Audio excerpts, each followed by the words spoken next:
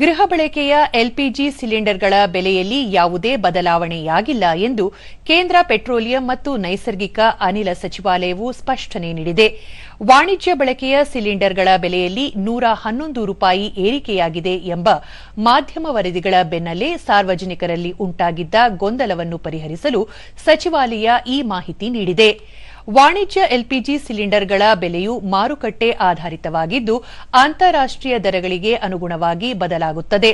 ಆದರೆ ಸಾಮಾನ್ಯ ಜನರನ್ನು ರಕ್ಷಿಸಲು ಸರ್ಕಾರವು ಗೃಹ ಬಳಕೆಯ ಸಿಲಿಂಡರ್ ಬೆಲೆಯನ್ನು ಸ್ಥಿರವಾಗಿರಿಸಿದೆ.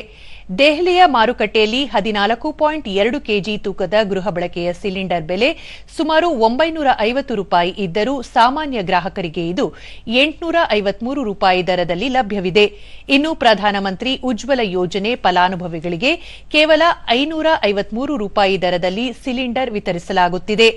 2023ರ ಆಗಸ್ಟ್ನಲ್ಲಿ ₹903 ಇದ್ದ ಉಜ್ವಲ ಯೋಜನೆಯ ಸಿಲಿಂಡರ್ ಬೆಲೆಯನ್ನು 2025ರ ನವೆಂಬರ್ ವೇಳೆಗೆ ₹553ಗೆ ಇಳಿಸಲಾಗಿದೆ.